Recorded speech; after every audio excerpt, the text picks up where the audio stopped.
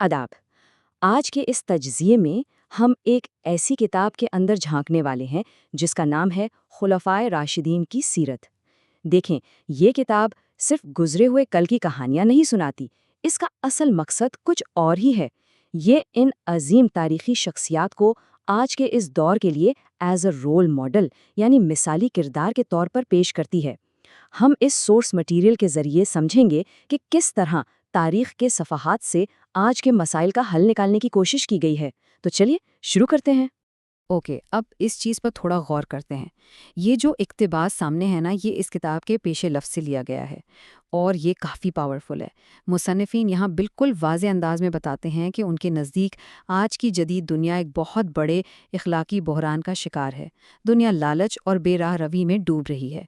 ये लाइन इस किताब का कोर प्रेमिस सेट करती है कि आज के दौर में इख़्लाक़ी सिमत का शदीद फ़ुक़दान है और यही वो बुनियादी वजह है जिसके हल के लिए ये किताब लिखी गई। तो इस तज्ज़िये को हम इन 5 हिस्सों में बांटेंगे। पहला, रोल मॉडल्स की तलाश। दूसरा, 5 खलाफाए राशिदीन का तज़किरा। तीसरा, अबू बकर का तारुफ। चौथा, इस्लाम से पहले का किरदार। और आखिर में इलाही तस्दीक। चलिए पहले हिस्से की तरफ बढ़ते हैं, रोल मॉडल्स की तलाश। आखिर इनकी ज़रूरत क्यों पेश आए? यहाँ किताब में बड़ा ज़बरदस्त मवाजना किया गया है। एक तरफ हमारा आज का मुआशरा है जो मुसन्निफ़ के मुताबिक जहालत और अंधेरों में घिर चुका है, और दूसरी तरफ उन्होंने एक तारीख़ी हल पेश किया है। उनका मानना है कि अगर हम इब्तिदाई इस्लामी किरदारों के उस मजबूत ईमान का मुताला करें और उनकी सीरत को अपना लें तो इस भटकी हुई दुनिया को वापस सीधे रास्ते पर लाया जा सकता है। यानी ये सिर्फ पढ़ने के लिए कहानियाँ नहीं हैं, बल्कि इनके नज़दीकी माशरती मसाइल का एक बिल्कुल प्रैक्टिकल सलूशन है।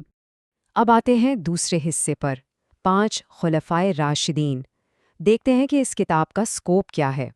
किताब में इन 5 खुलफा की पूरी टाइमलाइन दी गई है। अबू बकर, उमर, उस्मान और अली।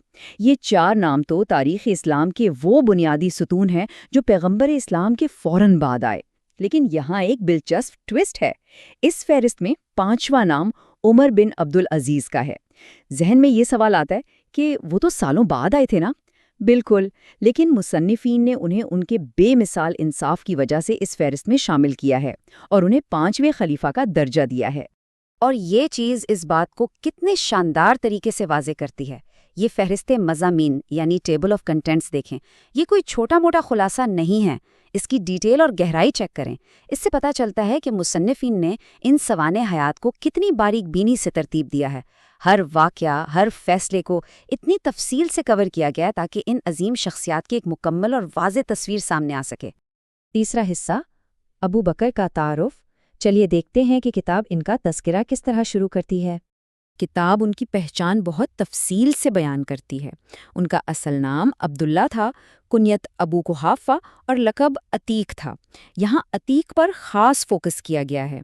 इसका मतलब है जहन्नुम की आग से आज़ाद किया गया। और किताब बताती है कि ये लक़ब उन्हें खुद पैगंबर इस्लाम ने दिया था। तो हम देख सकते हैं कि शुरू से ही उनके आला मुकाम को इस्टेब्लिश कर दिया गया है। चौथा हिस्सा, इस्लाम से पहले का किरदार, यानी दौरे जाहिलियत में उनकी ज़िंदगी कैसी थी। मुसन्निफ़ीन का एक बड़ा अहम पॉइंट ये है कि उनकी खूबियाँ फितरी थीं। वो अपने मुआशरे में पहले से ही एक नहायत दौलतमंद और ईमानदार ताजिर थे। लोग उनकी इज्जत करते थे क्योंकि उनका अखलाक आला था। और सबसे बड़ी बात, उस दौर के आम रिवाजों के बिल्कुल बरक्स, उन्होंने कभी शराब नहीं पी और बुत परस्ती से हमेशा दूर रहे। किताब ये साबित करती है कि उनका इखलाकी कंपस इनहेरेंटली बहुत स्ट्रॉन्ग था।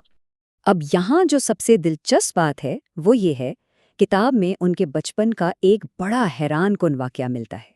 जब उनके वालिद उन्हें बुतों के सामने सजदा करने ले गए तो उन्होंने अंधी तकलीद नहीं की।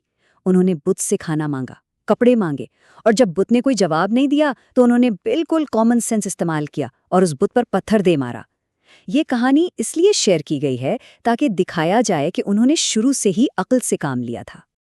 और आखिर में 5वां हिस्सा, इलाही तस्दीक, यानी मजहबी हवालों से उनके किरदार की तस्दीक।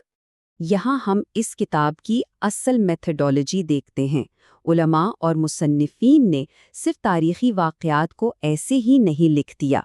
उन्होंने मखसूस कुरानी आयात को बराह रास्त ابو بکر کی تاریخی زندگی کے واضح لمحات کے ساتھ کنیکٹ کیا ہے۔ یہ اپروچ دکھاتی ہے کہ ان کی کامیابیاں صرف ان کی ذاتی محنتیں نہیں تھیں، بلکہ انہیں الہی تائید یعنی ڈیوائن انڈورسمنٹ بھی حاصل تھی۔ اسے اس مثال سے سمجھیں۔ سورہ التوبہ کی آیت نمبر 40 دیکھیں۔ جب وہ دونوں غار میں تھے اور اس نے اپنے ساتھی سے کہا، غم نہ کر، بے شک اللہ ہمارے ساتھ ہے۔ کتاب واضح کرتی ہے کہ تمام اسلامی علماء اس بات پر متفق ہیں کہ یہاں جس ساتھی کا ذکر ہے نا، جسے الہی تسلی مل رہی ہے، وہ براہ راست ابو بکر ہی تھے۔ اسی طرح سورہ اللیل کی آیات نمبر 5 پر غور کریں، تو جس نے دیا اور درا۔ کتاب اس آیت کا کنیکشن سیدھا ان کے اس اعمال سے جوڑتی ہے جہاں انہوں نے اپنی بے پناہ دولت خرچ کر کے ان غلاموں کو خریدا اور آزاد کروایا جن پر ظلم ہو رہا تھا۔ تو بیسکلی قرآن کا عام پیغام اور ان کی خصوصی تاریخ کو یہاں آپس میں ایک ساتھ جوڑ دیا گیا ہے۔ تو تجزیے کے آخر میں ہم واپس اسی بنیادی سوال کی طرف آتے ہیں جہاں سے شروعات کی تھی۔ ہم نے اس کتاب کا پورا سٹرکچر اور اس کے حوالے دیکھے۔ مصنفین کا واضح دعویٰ ہے کہ یہ تاریخی حقائق آج کے معاشرتی بحران کا علاج ہیں، لیکن اصل سوال یہ اٹھتا ہے، کیا واقعی صدیوں پرانے ان کرداروں کی کتابی تفصیلات آج کی اس پیچیدہ اور جدید دنیا کا ٹھوس حل بن سکتی ہے؟ کیا ماضی کی ان مثالوں کو واقعی آج کے دور میں پریکٹیکلی نافذ کیا جا سکتا ہے؟ یہ وہ سوال ہے جس پر غور کرنا ضروری ہے۔ تو بس آج کا یہ تجزیہ یہی ختم ہوتا ہے۔ امید ہے اس کتاب کے مقاصد اور میتھڈالوجی کو سمجھنے میں مدد ملی ہوگی۔